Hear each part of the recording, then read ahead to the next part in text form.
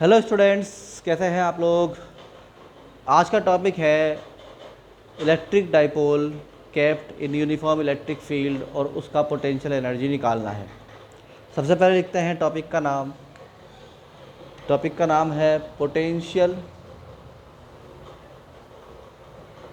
Energy of A dipole kept in uniform electric field. ये हमारा topic है आज का।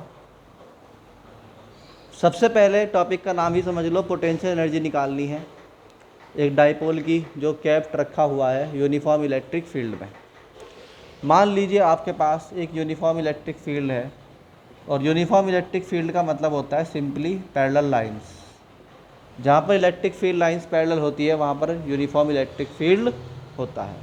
तो मान लीजिए इसके अंदर आपने एक डाइपोल रखा जिसमें ये वाला चार्ज माइनस का था, ये वाला चार्ज प्लस का था और ये इस टाइम एंगल थीटा पे रखा हुआ है। कहाँ रखा हुआ है? एंगल थीटा पर रखा हुआ है। थोड़ी सी लैंग्वेज लिखते हैं। Let there is a dipole kept at angle theta from uniform electric field E। जो इलेक्ट्रिक फील्ड है वो है E। कितना है इलेक्ट्रिक फील्ड बच्चों? E। तो वी से दैट के लेट फॉर स्मॉल डिस्प्लेसमेंट, कौन सा डिस्प्लेसमेंट? Angular displacement. Let for small angular displacement d theta. क्या मतलब? अगर आपको बिल्कुल थोड़ा सा इसको हल्का सा घुमाना हो ऐसे, तो जैसे घुमाने की कोशिश करोगे तो तुम्हें टॉर्क लगाना पड़ेगा। टॉर्क क्या लगेगा इसके ऊपर? टॉर्क। तो उसने कहा कि let for small angular displacement d theta the work done is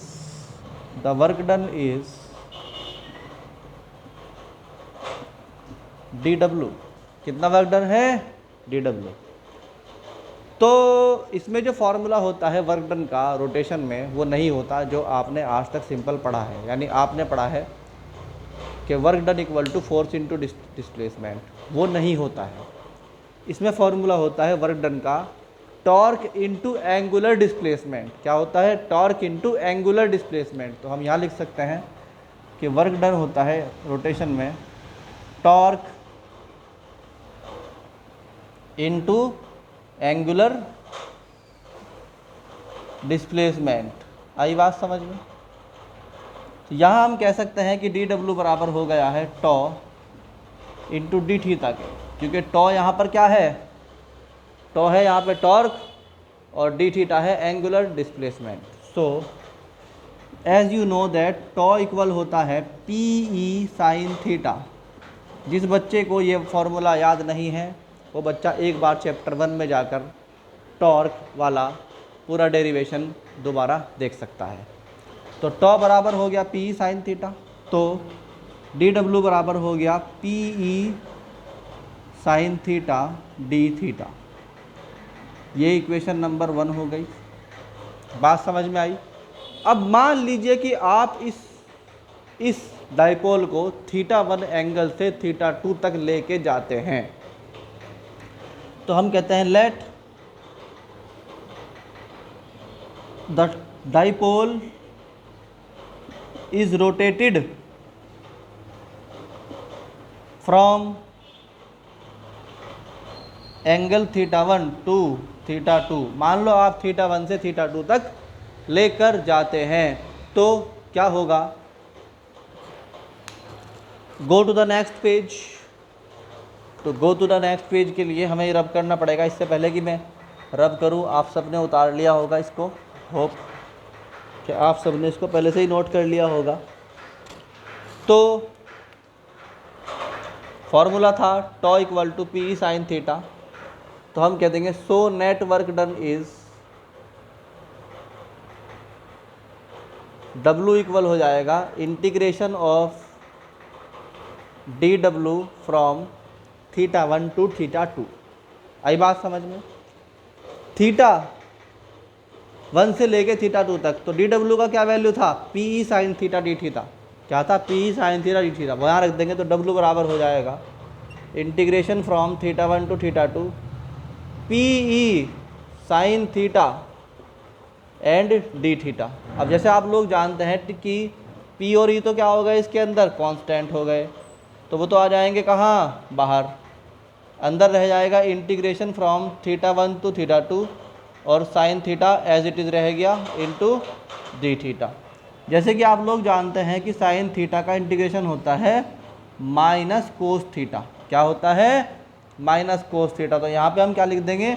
W equal to P into minus cos theta into minus cos theta और limit from theta 1 to theta 2।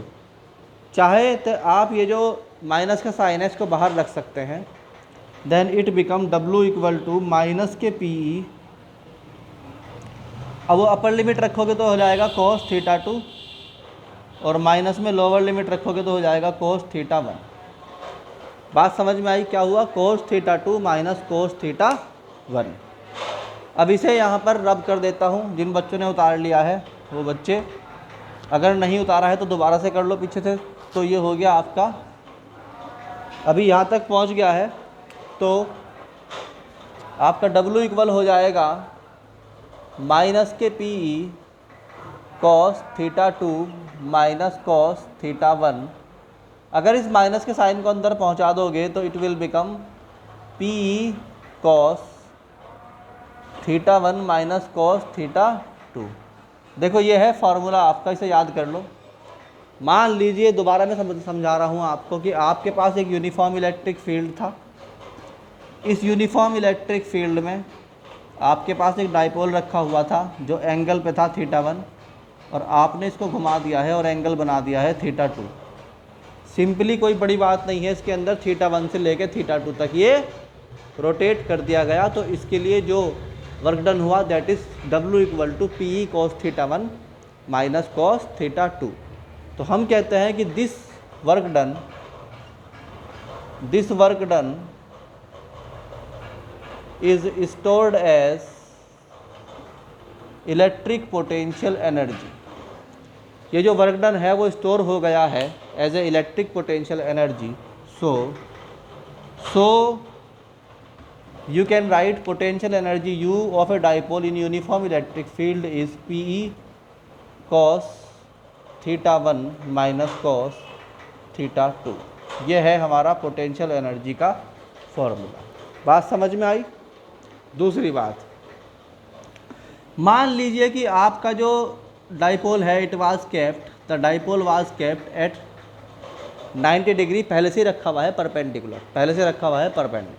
तो हम कहते हैं let the dipole was initially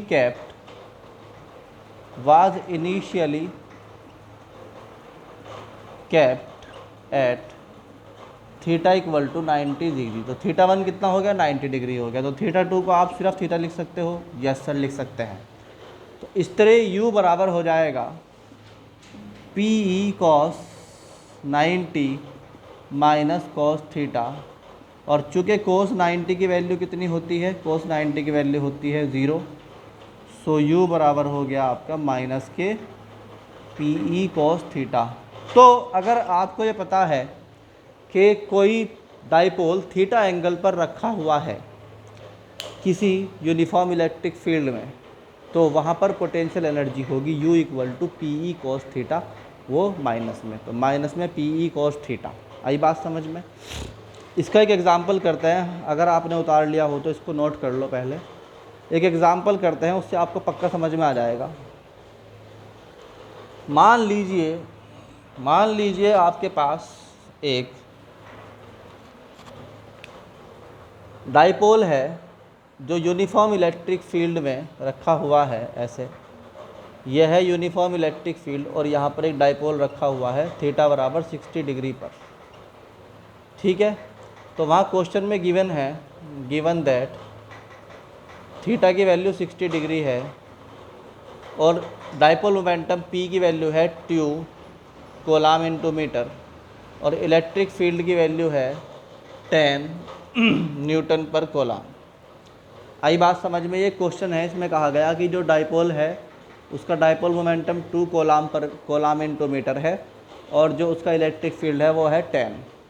तो बताइए what is the value of potential energy. तो हम कह देंगे what is the value of potential energy. Solution इसका है, सॉल्यूशन है u बराबर माइनस के p sine p cos theta.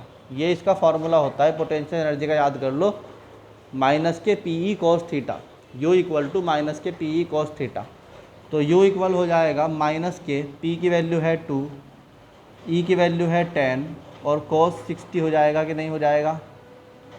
तो u बराबर हो जाएगा माइनस के 20 इंटू कॉस 60।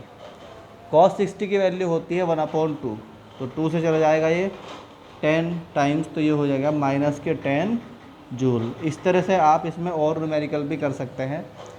जो भी आपको प्रॉब्लम हो उसको मेरे पास भेजें, मैं उसकी फिर सॉल्यूशन आपको वीडियो में ही डालूँगा। मेरा मानना यह है कि वो प्रॉब्लम्स जो बच्चों को पढ़ते हुए आई हैं वही असल में इम्पोर्टेंट क्वेश्चंस होते हैं और उन्हीं को सॉल्यूशन में अपलोड करता हूँ। तो होप आपको ये समझ में आया होगा। अब चलते हैं नेक्स्ट टॉपिक पर।